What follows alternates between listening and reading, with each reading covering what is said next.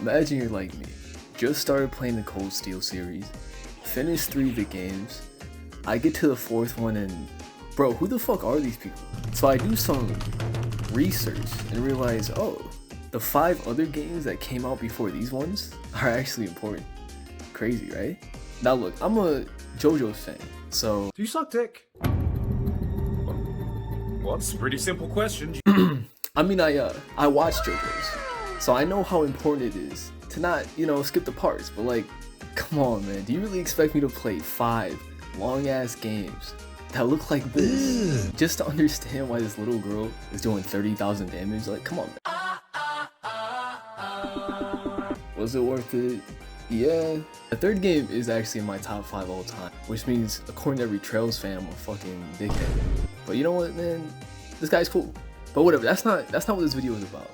This video is about how I actually just lied to you. Cause I haven't beat the 5th game yet. Why? Well, that's because...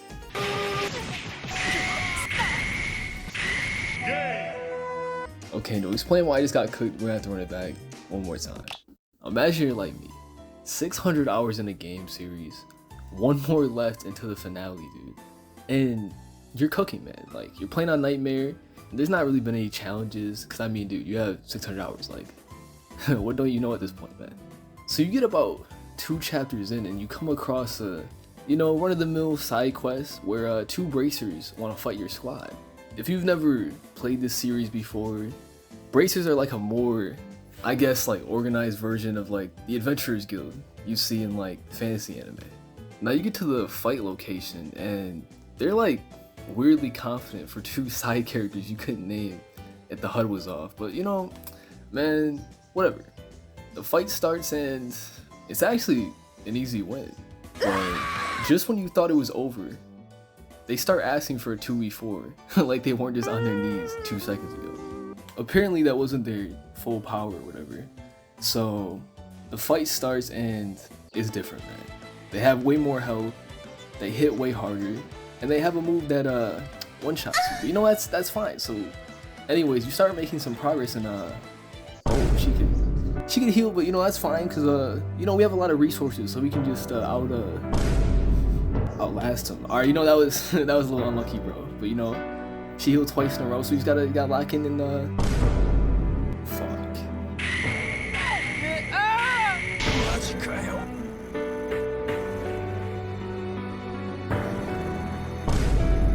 Alright, so I lose the fight, dude. But the quest still ends successfully. I'm like, oh dude, it's one of those fights where you're supposed to lose. So I keep playing the game. As I keep playing, I just couldn't forget that beatdown, man. So I look online just to make sure that I was right. It wasn't possible. And all right, man. At this point, my pride has been damaged. 600 hours in the game, and I lost to side characters in a 2v4, man. I don't care anymore about the story. So I found a way to go back in time and came up with a plan. This is how I beat the hardest side quest in the Trails series.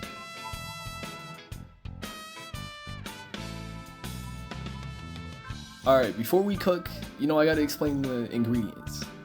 If you played a Trails game before, you could skip this. I'll just put a timestamp up. But everyone else, don't worry, man. It's gonna go really fast.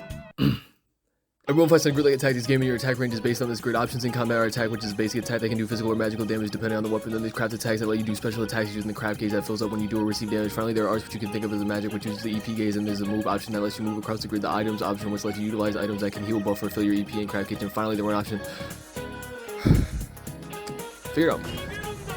Okay, now for the plan. First off, playing normally is enough, man. The fact is, Aelia just heals too much, even if we buff our speed, right? This means we need a way to deal enough damage to offset that. In a normal JRPG, we can just, play some East music and grind until we're strong as fuck. But in this game, once you reach a certain level, they start to get stingy with the XP, man. Like, come on. Our weapons and armor are also maxed out. And like I said earlier, buffs aren't enough to break through a healing ability. But during the last fight, I figured out a way for us to win. No guys, look, I'm serious, man. Look, we used the Leaf Hurricane a Tiger explosion, and the 4 missile launcher from fucking Black Ops 3. And after all that, our strongest attack was spaghetti. Oh, somebody! Actually, man, what the fuck is wrong with this game, dude? Like, why am I playing this? Oh yeah. So obviously the plan is to use the cooking ability to make more. Except we can't because the recipe doesn't unlock till chapter 3, right? But you know that's fine because we could get omelets that were made in a factory. A bomb factory. They're bomb. These omelets aren't as strong as the spaghetti. They're about 100 less food points, but we have enough ingredients to make 9 of them, which should get Aeolia, you know, low enough to finish her off. The only real problem is the dishes come in 3 different styles. Talking, cooking, fucking. Talking, cooking, fucking. You have a chance to get either of these styles, depending on who you choose to cook the food. To get a bomb instead of, well, just normal food, I chose Ellie to cook because she has the highest chance of fucking up the omelet so bad that it turns into a fucking bomb. It's not like a 100% chance, more like 40. So every time I failed, I just say it's gonna do. I'm not gonna lie, I didn't want to grind again, man. Like who likes grinding anyways? And then, you know, after you're wasting about 5 minutes, I realized there's actually an overmint that gives you a higher chance to get peculiar, so I just used that, and I finished in about 20 minutes. I also decided to buy some items that negates the seals and death blows, which, alright, looking back, the strategy is kind of wild, because they seal you up, put you to sleep, and then death blow you. Man, they needed some VR, bro. Anyways, after minutes of preparation, it's time to take them on again. My name's Buck and I'm here to... The full plan is to group them up in the corner, like we're playing fucking zombies, to avoid the splitting attack, and make it easier to group heal. Then we bombard Aeolia with omelets before she's able to heal. Finally, with Lynn by herself, we should have enough of an advantage just to jump her and win. This is Operation Shokugeki.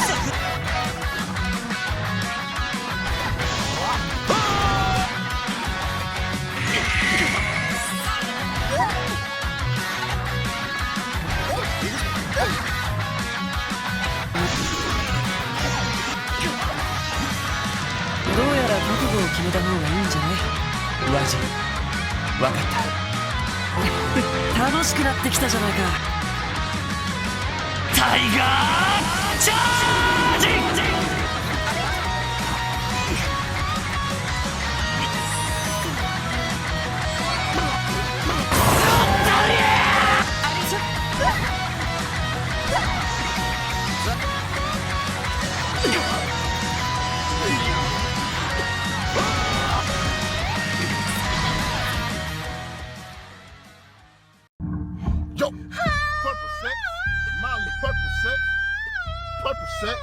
Molly purple sex, Molly purple sex, represent, gotta represent, mask on, fucking mask off, fucking mask.